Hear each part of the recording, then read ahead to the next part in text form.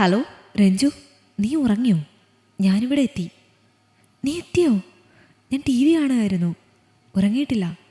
എത്ര നേരമായി കാത്തിരിക്കുന്നു. എന്താ ഇത്ര വൈകിയേ? എല്ലാവരും ഉറങ്ങിയിട്ട് വേണ്ടേ വരാൻ. നോക്ക്, ഞാൻ വരട്ടെ അങ്ങോട്ട്.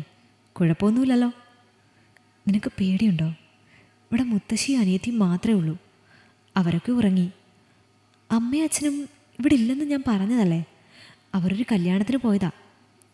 ഞാനൊരു 2 മിനിറ്റ് കൊണ്ടെത്തും. മിസ് അടിക്കുമ്പോൾ വാതിൽ തുറക്കണം, ഓക്കെ? രഞ്ജു എന്ന രഞ്ജിനിക്ക് വയസ്സ് 18, ഡിഗ്രിക്ക് പഠിക്കുന്നു. രാഹുൽ അവളുടെ ക്ലാസ്മേറ്റ് ആണ്. അതിലുപരി അവർ ഇന്നത്തെ കമിതാക്കളാണ്. ക്ലാസ് കഴിഞ്ഞ് ഒരുപാട് നേരം മുട്ടിയുരുമിയും തൊട്ടുതലോടിയും അവർ സംസാരിക്കാറുണ്ട്. സൗഹൃദത്തിനിടയിലെ പ്രണയം ഇടയ്ക്ക് അതിരുവിടുന്നതായി തോന്നിയാലും അവരത് കാര്യമാക്കാറില്ല.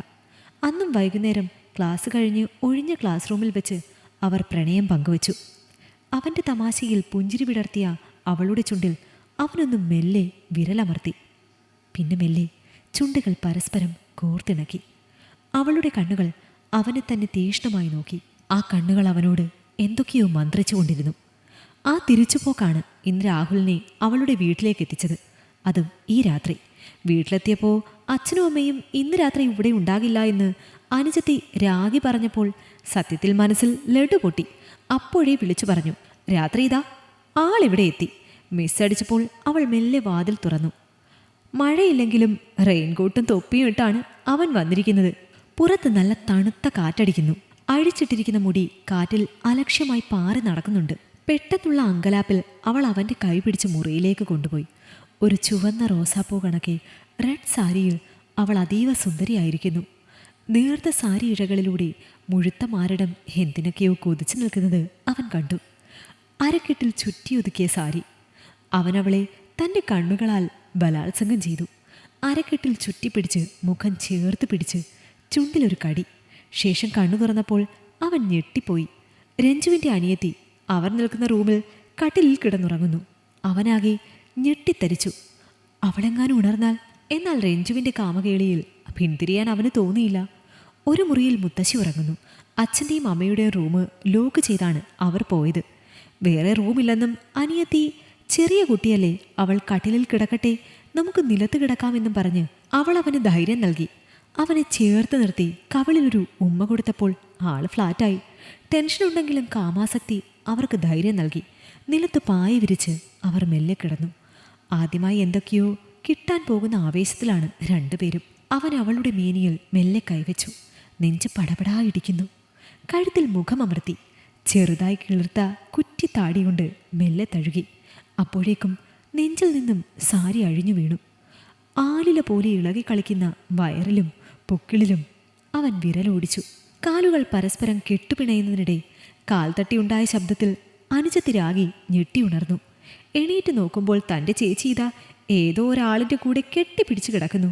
ചേച്ചി എന്ന വിളിയിൽ രഞ്ജുവും രാഹുലും കുതറി എണീറ്റു.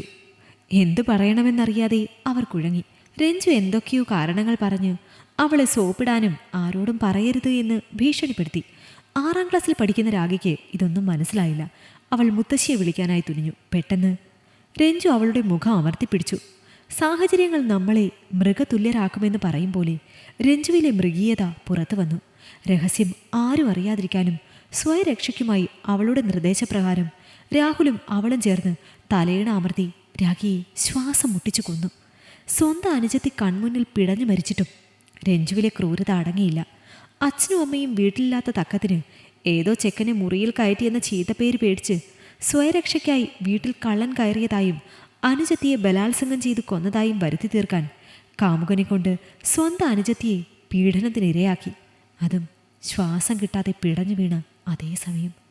അനുജത്തിയുടെ മരണത്തിൽ അവൾക്ക് യാതൊരു ദയയും തോന്നിയില്ല. സ്വന്തം സാരി മാറ്റി ചുരിദാറിട്ടു. ഡ്രസ്സിൽ കുറച്ച് പോറലുകൾ വരുത്തി. നെറ്റി ചുമലിലിടിച്ച് മുറിവാക്കി. തനിക്കും പരിക്കു പറ്റിയെന്ന തെളിവിനായി. എന്ത് ചെയ്യണമെന്നറിയാതെ ടെൻഷനായി നിന്ന രാഹുലിന് അവൾ ധൈര്യം നൽകി. അവിടെ നിന്നും വേഗം പൊക്കോളാൻ പറഞ്ഞു. രഞ്ജുവിൽ വന്ന അസാധാരണ ധൈര്യം കണ്ട് രാഹുൽ അന്തം വിട്ടു. അവൻ വേഗം അവിടെ നിന്നും പോയി. ഇനി എന്താകുമെന്ന പേടിയിൽ അവൾക്ക് ഉറങ്ങാൻ കഴിഞ്ഞില്ല. മുറിക്കുള്ളിൽ തങ്ങി നിൽക്കുന്ന ചുടുചോരയുടെ മണം അവളെ വീർപ്പ് മുട്ടിച്ചു. പിന്തിരിഞ്ഞു നോക്കാൻ അവൾക്കായില്ല. സത്യം പുറംലോകം അറിയാതിരിക്കാൻ താൻ എത്ര വലിയ തെറ്റാണ് ചെയ്തിരിക്കുന്നത്. ചേച്ചി എന്ന വിളി അവളുടെ കാതുകളിൽ കേൾക്കാൻ തുടങ്ങി. നേരം പുലർന്നാൽ എന്താകുമെന്ന് അവൾ ഭയപ്പെട്ടു. ഏറെ നേരം കഴിഞ്ഞ് അവൾ അറിയാതെ ഉറക്കത്തിലേക്ക് വഴുതി വീണു.